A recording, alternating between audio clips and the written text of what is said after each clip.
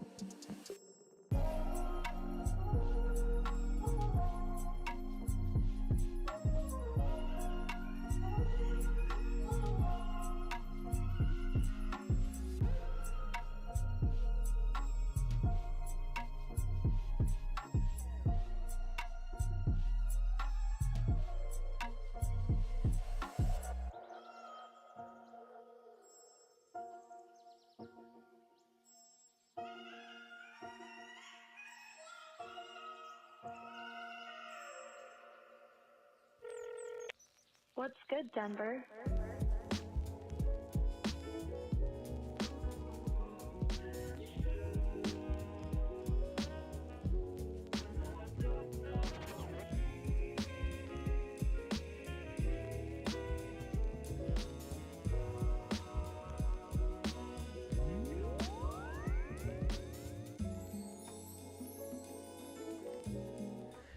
What's good, Denver?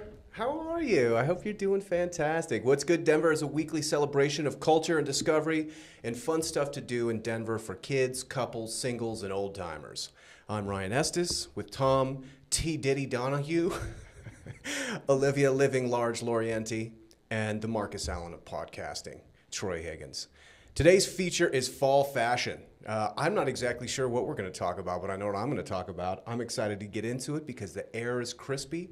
The scarves have emerged, and it's perfect hoodie and short season, which might be the sweetest season in Colorado of all. To follow the show, go to kitcaster.com/Denver and subscribe to YouTube, Apple Podcasts, or Spotify. Our sponsor today is Wildcast. Wildcast is a podcast advertising platform for the world's iconic technology brands. If you're in SaaS or B2B, your customers are sophisticated and hard to find. Wildcast makes it easy to connect to them on podcasts, particularly business and technology podcasts, where your favorite customers are already going to find tools and solutions for their business. Advertisers, go to gowildcast.com for a free audience roadmap. That's gowildcast.com. Once again, gowildcast.com today. And the music today is by the illustrious Troy Higgins. So let's dive into events. Olivia, you want to kick us off? Yeah, sure thing. So this week we are looking forward to a few different gallery openings and then something called Scream Church, which we will get into. So the first thing is called Message in the Madness, a postcard-inspired exhibit. And I'm really excited about this. I love snail mail. Do you guys send snail mail? Absolutely.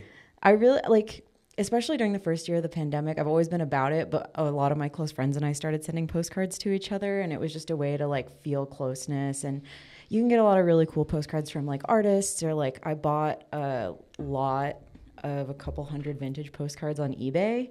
Just really bizarre stuff in there that's been really cool. So love snail mail, really excited about this exhibit. And it's put on by the Art Students League of Denver. The venue, just an address. So I think it's just a house. I don't know, 200 Grant Street Nice. in Cap Hill. And so this is about how technological advances have given us a lot of ways to communicate immediately. Social media, cell phones, FaceTime, yada, yada. And it's just about celebrating this slower way of communicating that can be maybe even more intimate than doing that. And it's kind of timeless too. You find an old postcard and maybe it's just about what your friend was doing that week, but it's a time capsule. So anyway, it's about celebrating the written and visual art kind of come together in a postcard. And that is going to be on view until October 20th. Cool. Do you have, I've got a whole box of postcards. Yes, absolutely. That were too good to actually write to somebody. I need to get on that and just send them. I'm also bad about that. I tend to buy doubles so I can send them and keep them. The next one is a collage art journaling class at Harvard Gulch Rec Center. So I was talking about last week, I've been getting really excited about different rec centers in the city and kind of the things that they have to offer their community. This one, Harvard Gulch Rec Center, is in South Denver.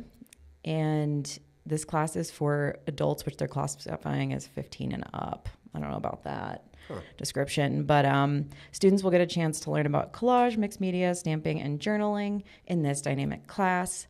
I think collage is a fun way to get into creating anyway. I think if you're not somebody who creates a lot, it's a very low threshold. You know what I mean? It's not as intimidating to slap something together or intentionally put something together. And for $18, you can go do it with them with a little bit of guidance and also not make a mess at your own house. Yeah, and plus, so much of us are creative on glowing rectangles. It's good to get something physical. Yeah.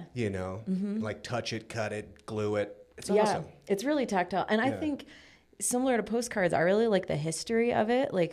Somebody's going to come after me for cutting up books, but I've gone to Goodwill before and bought just old weird books, like a history of dolls and a gardening book, and cut those up and use them as collage materials. It's super cool. So it's like a garden of dolls. Is that what that collage when I was? It was honestly, I should have expected this. Everything I made out of the doll book was scary. Yeah. Nobody liked it, but I had a lot of fun. And the last thing is called Scream Church. So I am not somebody who tends to be too much into metaphysical stuff, but I did do a breathwork class a while back in Mexico, and it was a really cool experience for me. I didn't really know what to expect. I kind of just went in with like open arms and tried my hardest to do what they were telling me to do. And I did have a pretty intense experience that I would recommend anybody try. I felt like I had some realizations. I had experienced all of the physical things they said I would, like your hands tense up, and it's called tetany. Have you ever had that before? Yeah, it's a bad feeling. It's bad, but it was kind of cool to feel like I wasn't in control of my own body in a way, to like give way to the process and be like, wow, I am experiencing a lot of physical things I can't control. So this is called Scream Church, which I appreciate the name of anyway. But this is going to be psychedelic breath work is what they say. It does bring you psychologically to a state of almost like you have taken psychedelics. Somatic scream, which I've never done before. They're going to teach you how to scream somatically. Or maybe I have and I didn't know. We're going to find out. And then integration practices and coffee and snacks. Cool. The history of breathwork is kind of interesting. Yeah. Or a holotropic breathwork, particularly with this psychedelic bent, because I think it was Stan Groff was doing some really kind of cutting edge experiments with LSD for psychotherapy. And then the Nixon administration put the regs on LSD and made it illegal. And so he was like, well, I don't have the juice for my experiments. So he developed the holotropic breath method that is largely used, I think, in these kind of sessions to elicit psychedelic state. And some people do report like the similar kind of visions and consciousness from like acid and psilocybin. Totally legal, just using your breath. Yeah. Yeah. I didn't know what to expect. I feel like I intentionally kind of went in without doing any research. And so then imagine my surprise when I did feel like I had taken something psychedelic. Like I walked into a room full of strangers, feeling a bit closed off as you can in that environment. But by the end of it, like after the practice was over, we were all looking around the room. And I think we all felt very close to each other. We had almost a therapeutic conversation in a very organic way. Yeah. It was cool. Did they do like the pair and share afterwards where you kind of talk about your experience? We did it as a room. Yeah. Like, what did you have? Which was a big vulnerability I asked, because I think a lot of people had big stuff come up that they shared with everybody, and then we journaled a bit after. But I would recommend it to anybody as just something to check out, like going with no expectations and just see. Totally. It's a trip. Cool. And then screaming. And scream about it. Scream about it. Nice. Cool. One of my friends actually teaches breathwork classes. She's always, she's a huge proponent of it, but she's always asked me to try it, but I haven't tried it yet. Yeah. Definitely have to eventually. It's cool. One of my favorite things to do is to walk around Sloan's Lake. I live right over by there, so I've probably taken that lap 1,000 times or something. But to do like breath work practices, because there's a billion different ways to do it. Like that's a very specific kind of ceremonial thing, those breath work ceremonies, and it's guided. And so they get you into that, like your hand starts seizing up and you kind of basically are like, hyperventilating in a sense. But there's like box breathing, there's the Wim Hof techniques. And so if I have the moment, for myself, take a lap around the park and just do all these deep breathing exercises. And by the time you're 3/4 around it, like you feel great, just oxygenated the brain. I've never had like a hallucinatory experience or entheogenic experience from breathwork stuff. But definitely, man, it feels really, really good. It's awesome. Gotta try that. Definitely. I've heard that the hyperventilating thing can really get you feeling some type of way. Yeah. I do recommend, I'm not an authority on this, but what I've heard is you need to make sure at least the first time you do it with a like certified or at least knowledgeable practitioner, so you don't just pass out. Yeah. Because I think that is a real concern, right? Like there's a way to do it incorrectly. What do you think? I don't know. It brings up big emotions for some people. Like when I did it the first time, there was like a parent share afterwards. So it's like an hour of breathing to music. And then afterwards, they're like, okay, now talk to your neighbor about their experience. And I was like, all right, cool. Hey, that was cool. And she started crying, and Heidi was there. And I think the person she was paired and shared with was crying too. So it can elicit a big emotional response. The nice thing is that you're like, okay, if you're kind of going through it in some way, you're like, well, I'm just breathing. So if you just start breathing normal again, everything returns to baseline. Yeah. But yeah, I mean, I'm curious about certification for breath work, because it's like, what kind of credential do you have to have for that? Yeah, maybe not a certification, just don't know. like Somebody knows what they're doing. I felt like I was not only emotionally but physically very vulnerable, so I would just want I don't want any dude up there, you know what I mean? Yeah. You need somebody nice who's got the scream techniques, for later. For real. So that's all for me. What about you guys? I have a special edition of events in October brought to us by the Rooster magazine. Classic. I love the Rooster. When I first moved here to Colorado, it was kind of a little anchor for me to figure out some new things to do and just learn about the culture when I was up at CSU. And these things are all over the Front Range. I mean, you can get them in maybe even the mountains now too, but Fort Collins, Denver, they're free at any kind of cool establishment or even in the little boxes on the sidewalk. So this week, I'm going to bring you guys things to do in October from the Rooster. So the first thing that they have listed is the Fright Fest over at Elitch Gardens. Elitch Gardens is great. I mean, every single year I feel like they say this is the last year of Elitch's in that location, and they're moving towards the airport, but they're still going. So Fright Fest, basically go over there, ride some rides, get scared. They have different scare zones and stuff. My girlfriend McKenna, actually, we were supposed to go last year, but once I told her what Fright Fest actually was, then she didn't want to go, and we were already on the way in the car. Oh my gosh. But I think she was unaware that you're actually going to get scared in those scare zones. So sorry about that, McKenna. On the 21st, we have the Mile High Grilled Cheese and Mac Festival. So here's what the description. Undisputed fact, cheese is a main food group. So is beer. Welcome to Denver's cheesiest festival that combines all-inclusive sampling of grilled cheese, mac and cheese, beer, and other libations. Other libations where you can vote for your favorites. So that's at the Tivoli Square. Nice. Carb loading. Yes. Yeah. That sounds great. On the 21st. Very this nurturing. Weekend. Yeah, I would love a grilled cheese, mac and cheese. Good thing that's on a Saturday because you're going to need a day. Yeah. You can't go to work the next day. No. You're definitely going to need to recover from that. And then another event that we have on Friday is, well, actually, this goes for 9 days, but it's starting on Friday, the 18th annual First Bite Festival, which is kind of Boulder Restaurant Week. So I think that sounds pretty cool. They have a ton of different restaurants. You know what like Denver Restaurant Week is, right? Yeah. Where you go and they have like special selections if you're participating in that. Yeah. Or you could just order off the normal menu. The Boulder version is going down starting on the 20th to the 29th. So you can check out their website. The link is going to be in the description. And you can see all the participating restaurants to support local Boulder restaurants. And the last thing that I have, since Ryan's talking about the comedian that I was going to mention. You can go. No. I got a different one. And this works out because it's presented by the Rooster. Oh, shout out. Rooster Pearl Street Comedy Show is happening on the 22nd. And that's going to be actually Pearl Street in Boulder. So second Boulder event for me this week. But Laugh Lines Comedy and Rooster presenting a night of laughs with always hilarious lineup of comedians and adult beverages at one of the coziest venues on Pearl Street in Boulder. So check that out. They have dinner, cocktails, and a bunch of comedians.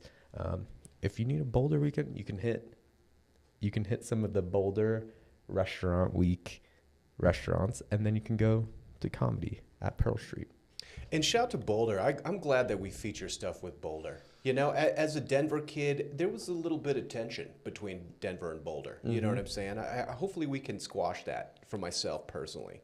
I think it's close enough. Yeah, it's kind of like Denver's northern campus. Yeah, definitely. It's definitely the northern campus. I mean, I moved to Colorado with Boulder beef being at CSU. Yeah. So That's I'm healthy. used to it too. But I mean, Boulder's a great place. I mean, great food, great views, great parties. If not for the people, it'd be one of the best places on planet Earth. True, accurate. Definitely.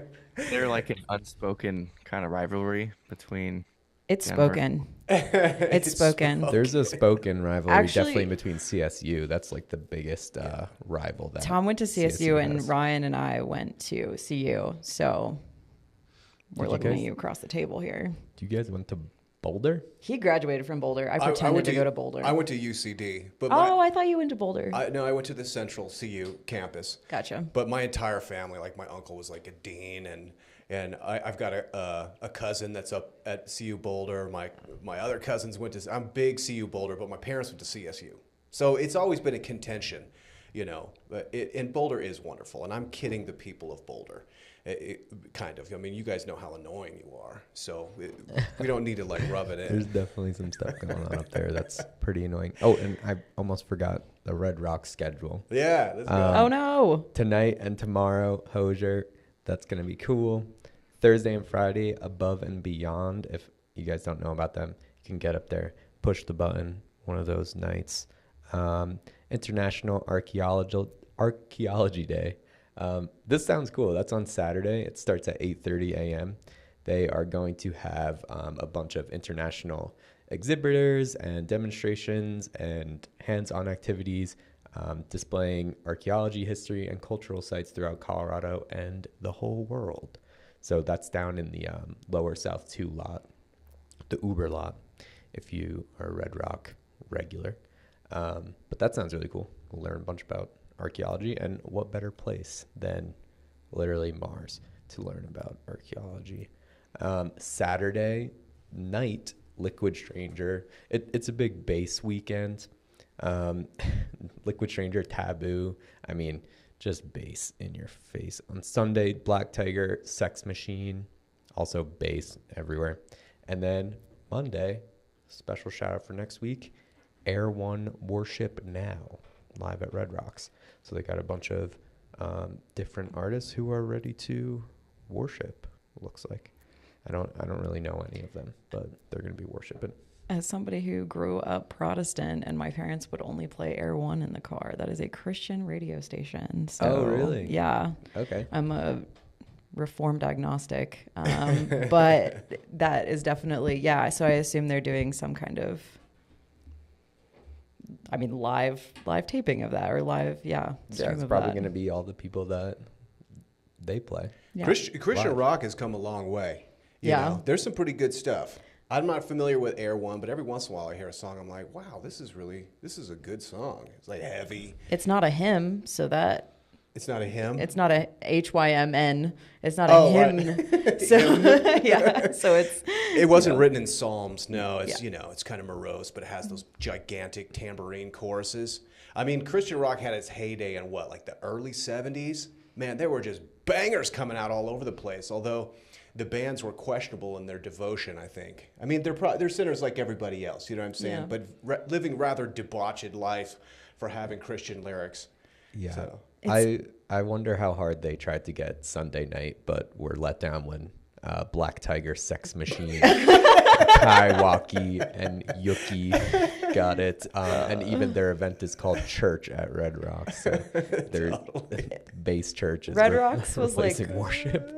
look, guys, still Denver, still Red Rocks. Yeah. It's gonna be the base. I'm so BTS sorry. base is gonna fill the stands. Or they here. said, this is church for a lot of people. It's base, so Yeah, It's very exactly. true. It's very true. Man. Nice. Well, So we're all that's going to hell. What about you, Ryan? All right. Yeah, I've got a bunch of good stuff. Most importantly, on Sunday, the Chiefs are playing the Chargers. And we all need to band together for the Chargers right now. I mean, I can't really express like how obnoxious the Kansas City Chiefs are right now. It's like making me nauseous.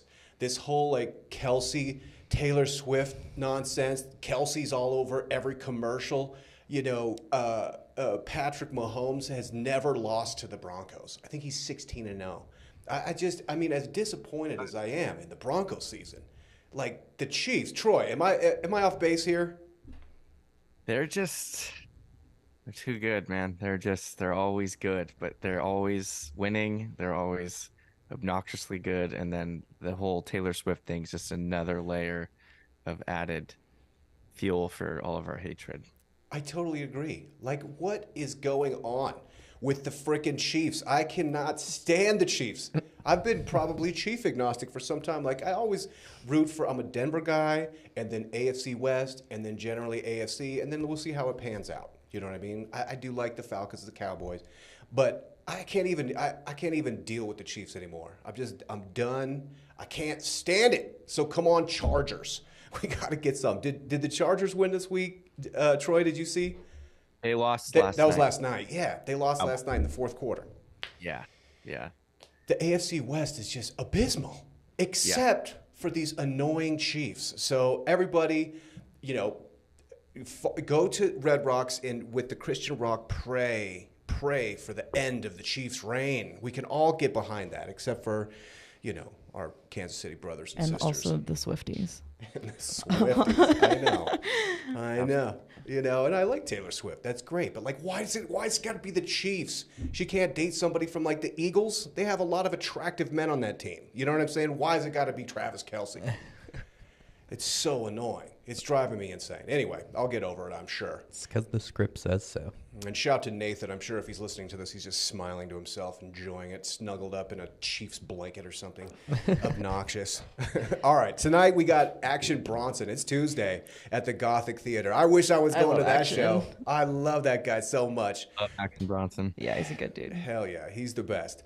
Then we got Thursday, Anthony Jeselnik, and this is what Tom wanted to mention, but I stole his pick. He's playing Thursday and Friday at the Paramount Theater. If you guys know who Anthony Jeselnik is, you either love him or hate him. There's no in-between ground.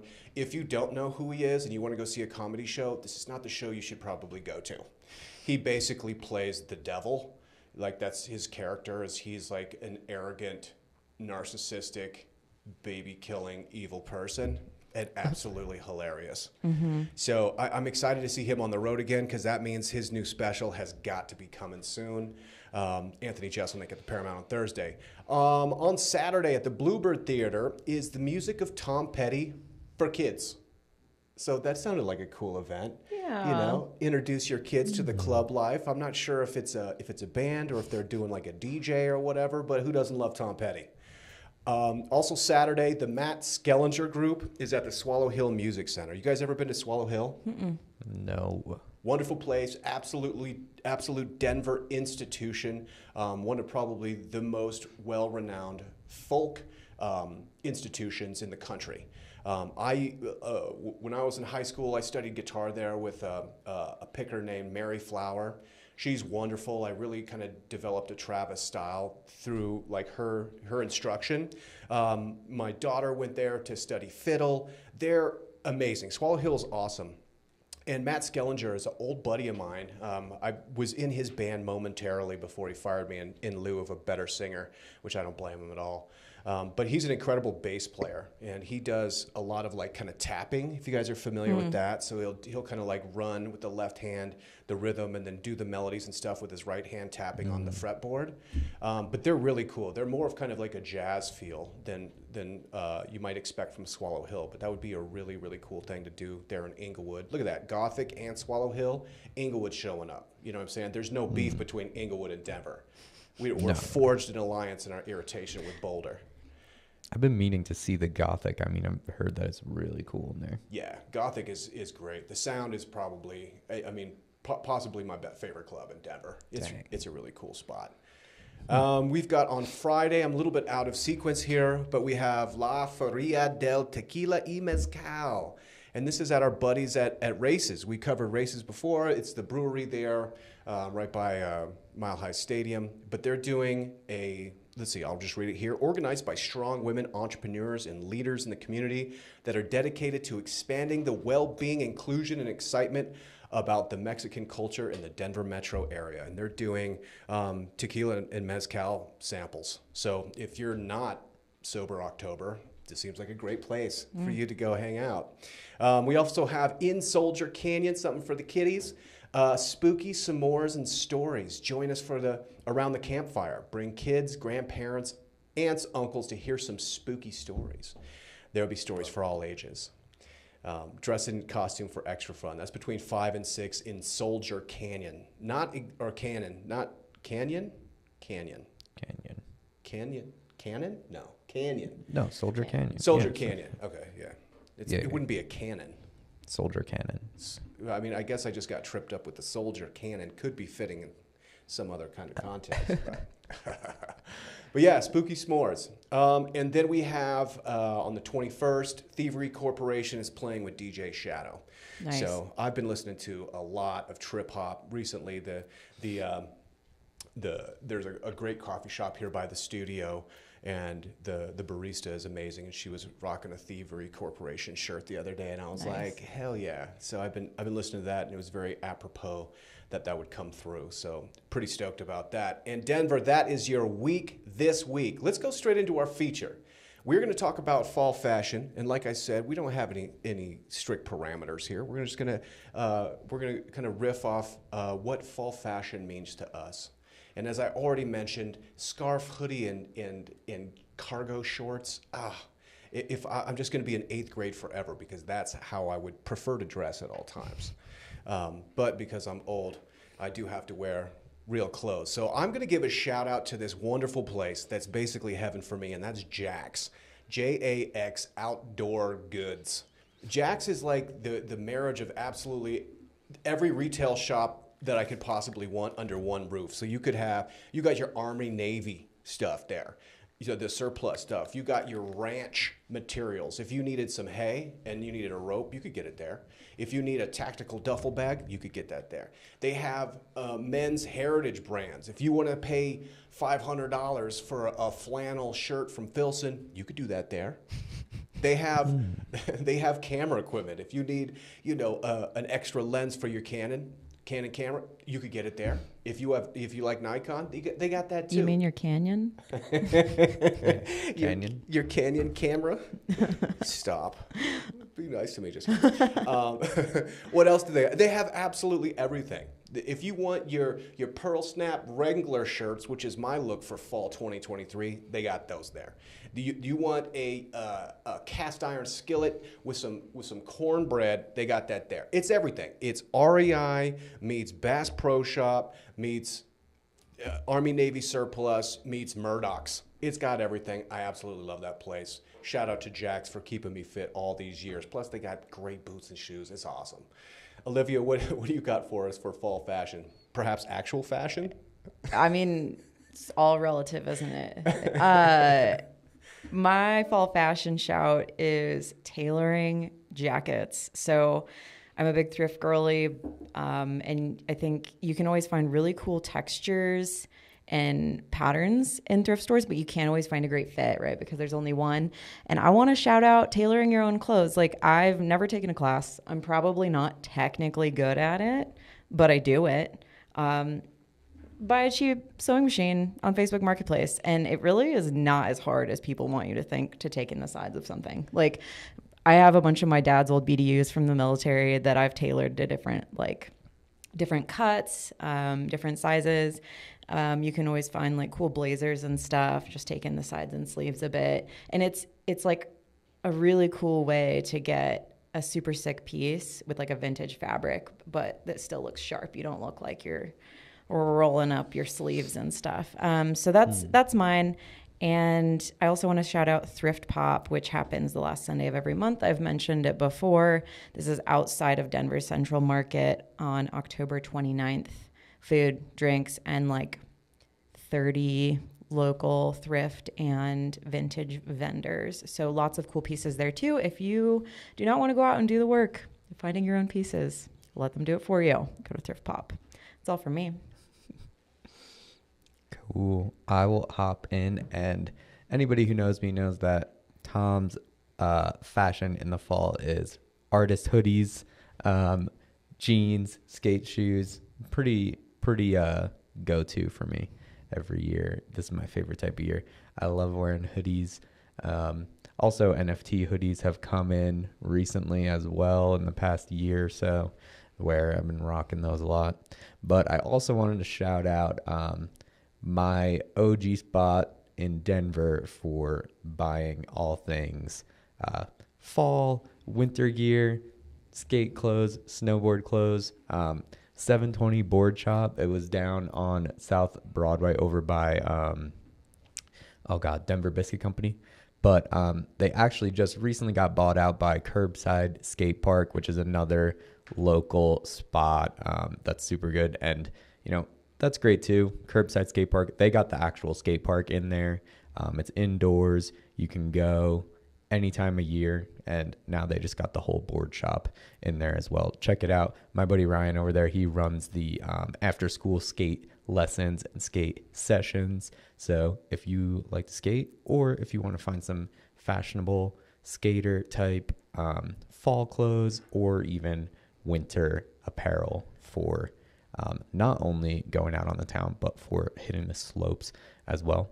Now you can go to Curbside Skate Park as your one-stop shop. Is 720 not on South Broadway anymore? They just got bought out. I literally was looking before this, because I was there not too long ago either, to mention them and put their link here, but I guess Curbside bought them out. So the South Broadway location, I guess, is not open at the moment. I'm not sure if they're going to reopen that one, but the shop now is at Curbside. Boy, I sure hope they do, man. That place is awesome. I love it there. Yeah. I mean, gotten like all my shoes there for the past few years, all my winter clothes. It's really great. They always had great styles in there. Totally. Stuff I really liked. Back in the day, I used to go there, get jeans and sweaters, and your jackets there. They have just like predictably good stuff, the stuff that I liked. Yeah, exactly. I was in there probably. Stylish. Yeah. I was in there a couple of years ago with Ozzo getting like a deck or something. And so I was kind of looking around. I was wearing like khakis and a button up tucked in, looking very like a narc or something. Yeah. And there was like some sunglasses. I was trying them on and I was like, oh, these look pretty good. Maybe I'll get these. And the guy that was working there comes over. He's like, oh, hey, bro, you look very professional in those. Those look very professional. And he was like, he was like trying to compliment me, but it made me feel like out of place. Like, oh man, I used to be a skater here once. Yeah. Now I'm an old man with guys, my son. the guys who worked there were always super cool too. You're like, cool. my guy, I did not come to this establishment to be told that I look professional. Yeah, I know. He was really trying to sell. You look really professional, bro. They used to have this. Thanks, man. They used to have this huge tech deck skate park in there. Oh, Oh cool. my gosh. It was the size of like your dinner table, but you could just ride the tech deck around. It's all rails and ramps and stuff. It was super sweet. Oh, man. Troy, what are you thinking for fall fashion over there? First off, mini tech deck skate park. That was like my 13-year-old dream. Yeah. Yeah. I was about having one of those. Unfortunately, I only had like an individual ramp, but if I had access to that, would have been going crazy. But for my fall fashion choice, I'm going to shout out one of my favorite brands right now. They're called Brain Dead. I'm sure we will have the link in the show notes, but I'm obsessed with this brand right now. They're just super cool, kind of like utilitarian streetwear. They have really a range of everything. I mean, they have, hoodies, jackets, vests, shoes, shorts, skirts, anything you can think of. A ton of different pieces that are perfect for fall. They also do really, really cool graphic tees, which I'm huge on. Some of their graphics are really cool. There's one in particular I want right now. It's like, it kind of resembles like late 80s, early 90s, like metal band t-shirts, which had a Totally. very distinct type of artwork that I liked growing up. My dad was really into that kind of stuff, so kind of rubbed off on me. It is a bit on the pricier side, so can't shop there all the time, but it's a super cool brand. I would recommend checking it out. And they have a bunch of different locations. I think they have a couple in LA. They have I think 2 in Tokyo, 1 in the UK, Dang. and also online as well. But yeah, if you get a chance, check them out.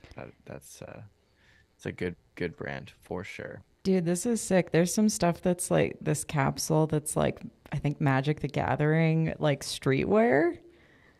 That's a Yeah. cultural intersection. Nice. Well, it's kind of collagey, isn't it? Yeah. Yeah. Yeah, absolutely. That's a cool shout. That's cool. Nice, y'all. Well, let's talk about the highlights from last week. I'll start here. I got two. One is the amazingly clean windshield I had several times from our migrant friends. We've been talking about these people and these travelers. I haven't seen much in the news about all the migrants in Denver recently. I don't know if they're not talking about it or if I'm just not watching the news, but boy, are they everywhere, And so I'm concerned for them, for one, because they're young. It's a lot of young men, young women, and kids, and like seeing kids on the street, boy, like it really freaks me out, to be totally honest. But as I'm seeing them, there's two different places where people were looking to squeegee the window. I was like, sure, gave him a nice tip. I saw another guy who's doing that, and I bought him lunch. And the lady he was with and their kids kind of came out for the food. And so, as it's getting colder, these folks are going to need some help. So if you guys want to, I would just encourage anybody, if you got a couple of jackets or whatever in your car, keep an eye out for these folks because they're not accustomed to being homeless and they're in a tight spot. And if you can help them, boy, it sure feels good. Trying not to let the emotion like freak me out too much. I've been kind of looking at them like they're on a grand adventure, and most certainly they are. And super nice that they landed in Denver because Denver will be a good home for them while they're kind of setting down roots. So clean windshields was a great highlight from last week. The other one is Nest. I don't know if I've talked about them before. It's a little cafe at Nurture, which is at 29th and Federal. Nurture's this awesome place that has massage therapists and chiropractors and psychotherapists. It's all kind of like this very holistic, natural healing kind of place, but they also have a great bar and restaurant that makes just delicious cocktails. And I went over there for breakfast on Sunday before I actually came and did some work and just got some messy eggs on sourdough. Exquisite. With a little arugula on it and some aioli sauce. Oh my God, it was good. And wow. I'm not much of a gluten guy, but I think that because it was kind of like a natural sourdough, I didn't want to she was really like, the sourdough's amazing, and I was gonna pay the extra $3 for the gluten free, but I decided not to. And it was amazing. So, probably because extra $3 is a literal whole loaf of bread in other environments. Yeah, exactly. You were like, I won't take the extra loaf of bread, thank you. Totally. Troy, what was your highlight last week?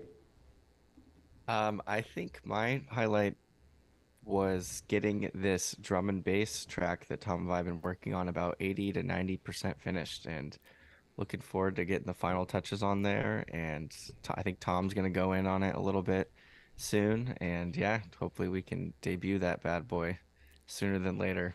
That would be awesome. It's wild. Troy went off on this last iteration.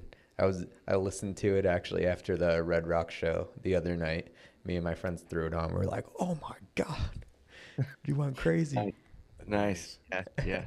I want to hear the current version. I heard the last version and it was super sick, so I cannot imagine. Troy changed it up a lot. There's a lot of new things in there, so I'll play it for you guys after this. But I think maybe we'll be able to debut it on next week's episode or the episode after that. I think this has been a thing since episode 1. Nice. It has. 12 episodes later, we're finally on the home stretch here. The D&B track is coming. You got to have a band named. Is the band been named yet? Oh, I don't know. No, that's something I'm gonna have to think about for sure. Yeah, our DMB alter egos. Yeah, we'll brainstorm that. Yeah, we're gonna think about it for sure. This is the first drum and bass song that I've ever made, so. I think me too, honestly. I don't recall ever making one. Yeah, it's first time for everything. It's gonna be nice. And very appropriate because Denver is kind of a hub for drum and bass and always has been. Oh yeah, there's doubt. D&B, there's bass, there's everything here. Yeah, I've just learned through chatting with you, Tom, that there's a huge like EDM electronic scene in Denver. I didn't really realize that. Oh yeah, You can't escape it, literally. it's huge. For better or worse. Diego. It's definitely one of the bigger scenes in the country, I would say. Shows every weekend. It shows every day, really. Yeah. Like, I don't think, like, if you wanted to see an EDM show in San Diego, like, it'd be pretty hard to find one. Really? Maybe, like, 10 years ago, but now it's more like just house like tech house, not like actual like EDM type stuff. Yeah, yeah. There's a lot of house and tech house around here too, but it's a big bass scene here specifically. Right. Outside of that, but all dance music is big here, without a doubt. Yeah, for sure. Denver throws down. No doubt. I want to talk a little bit about my highlight last week, but I'm going to use a few minutes to have an anti-highlight. Oh no. I'm excited. And listen, shout out to all the people who work hard on this, but I mean, man, the Tim Burton bar that is like so hyped up. It's in this Rooster. It's everywhere on Instagram and everything. Such a letdown. Not the juice. Oh man, it was not. It was like a money pit. Yeah. They just are capitalizing on your hopes and dreams to having a fun, spooky, interactive time, and it's just not that. Oh. Let me guess. This is what I saw at the one in New York. $20 cocktails that are it's like a Long Island iced tea with dry ice in it. Did that happen Oh yeah, to you? there's definitely we got a dry ice cocktail for sure. They're like $15+ each for the cocktails. When you walk in, you get your free drink, which is actually just like a mimosa in a shot glass. That's the complimentary drink, and then like.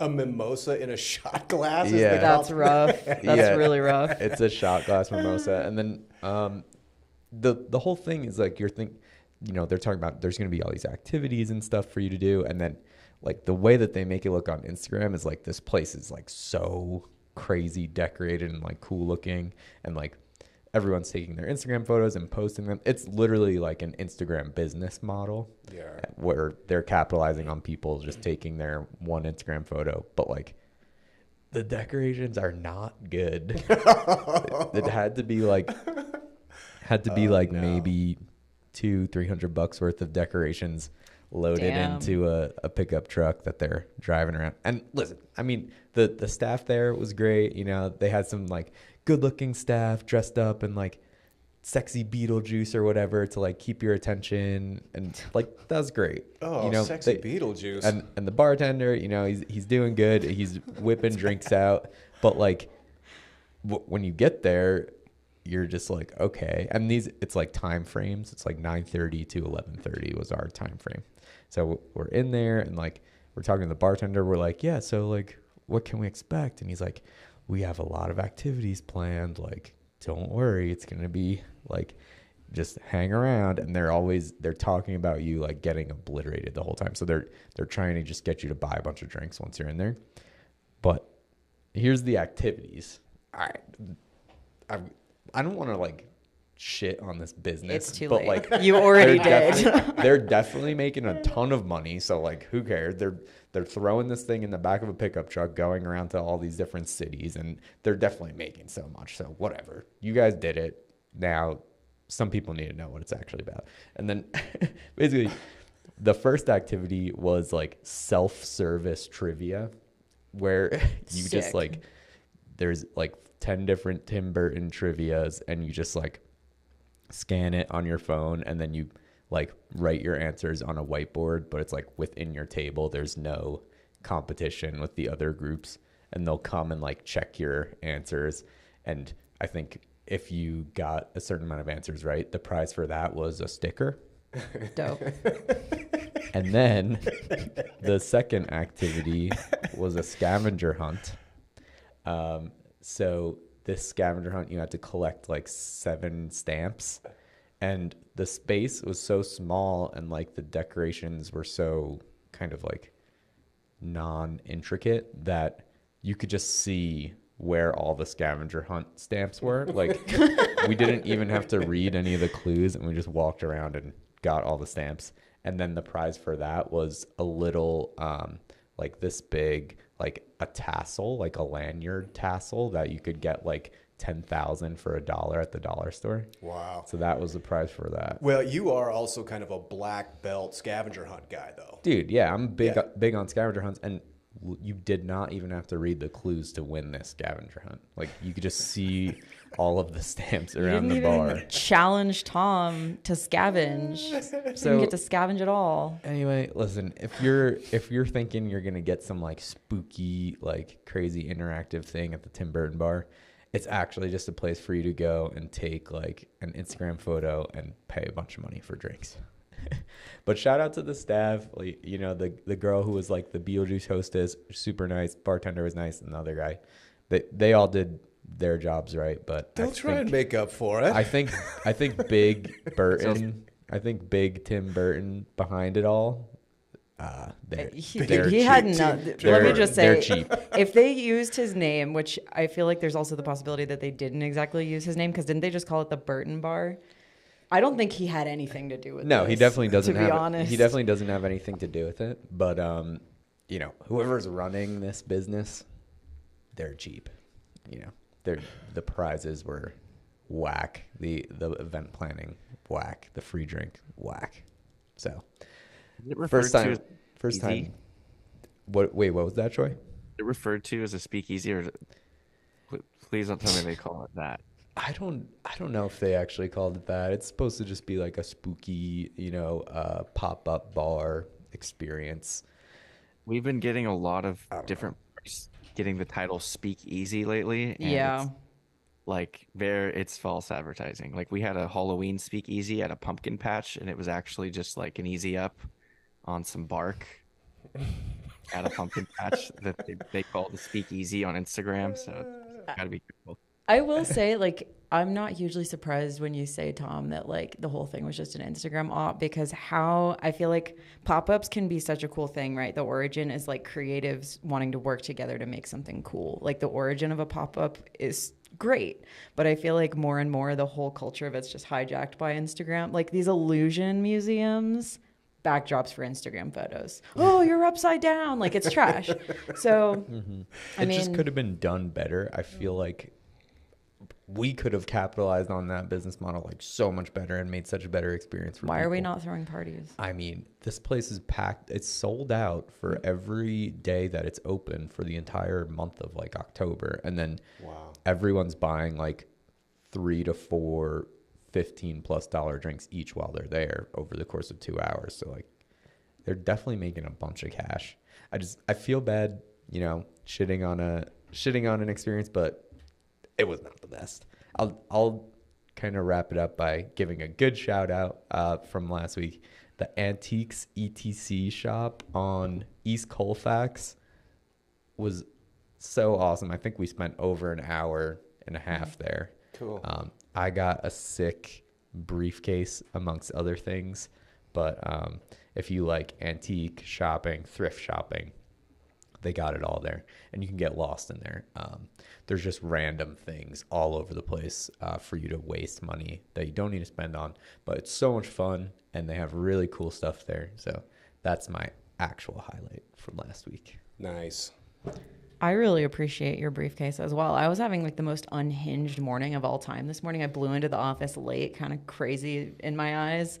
And then like it was perfectly on track for the way my morning was going, that I rock up and Tom's like, look at my briefcase. And he opens it and he has like some pretzels and a turkey Tom wrap and tinfoil inside. I was like, yeah, man, that's wild. I love that. Yeah, it can hold my laptop on my wires and various, you know, paperwork. You know, I feel it.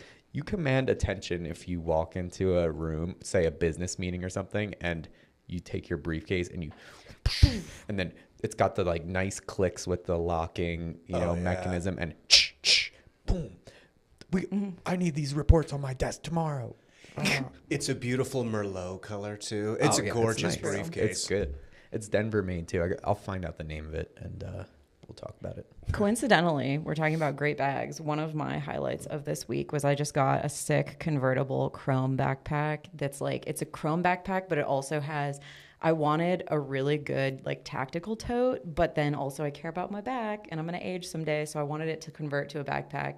These bags are like $200 and I got one on Depop for $50 brand new. Sick. So I now have this really dope tote bag backpack that I could like run over with a truck and it would still be in perfect condition.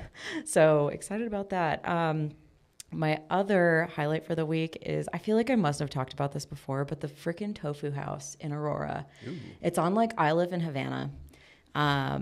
Super classic local Korean spot. Everybody who I've talked to that they know what it is, they're like, that is the spot. Like, best tofu soup in town. We've been going there, my family and I, for like probably about a decade. And so in the last couple of years, they adapted it and expanded it. So half of it now does have a Korean barbecue option. Cool. But like, just the quality of everything, you know, the like little bites you get before, like the fish cake and kimchi and everything, super good. You've got your like cloud beer on the side.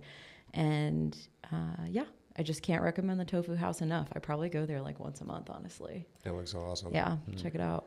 Dude, and shout to Chrome, Denver brand. Is that really a Denver brand? Yeah, they started in Denver. I think they moved to like, I want to say LA or something, but yeah, they came from Denver. I had no idea. Yeah. Amazing. You guys, great episode. I appreciate it. You know, we went a little neg this time, but you know, we're humans. Sometimes you gotta. You kind of got to sometimes. Good. It's not all good, Denver. It's not all good. We should we could go anti what's bad, Denver. Just let it all out. Yeah, why not? I mean, sometimes you just gotta let the people know. I care about the listener's experience, and I know that I talked about the Burton Bar as being an upcoming event a week or two ago. So did I. I think I mentioned it too. Yeah, we all mentioned it, but you know, we're testing out these events for you, Denverite. Yeah. So we're gonna let you know if it's not worth it. We'll rescind. We'll take away our recommendation if necessary. Partially redacted. Redacted. Sorry to the owners of very the redacted. TB bar. Okay. Yeah, TB bar? The tuberculosis bar? Yeah. Pretty much. And I love the people of Boulder. You guys are very sweet, but I stand by my statements for the Kansas City Chiefs. That's a wrap, ladies and gentlemen. I really appreciate you listening in. Please take a minute and subscribe to us on YouTube. We got the whole video set up there in Spotify or Apple Podcasts, if that's where you listen to it. If you're looking for it on a different player, I'm sure you can find us everywhere through RSS, which is What's Good Denver. You can check out our website, which is kitcaster.com/Denver. And if you want to drop a recommendation, you can do it there. You want to reach out to us and say hello, you can do it there. Other than that, we will see you next Tuesday. Sure appreciate it. Later. Bye. Bye. Later.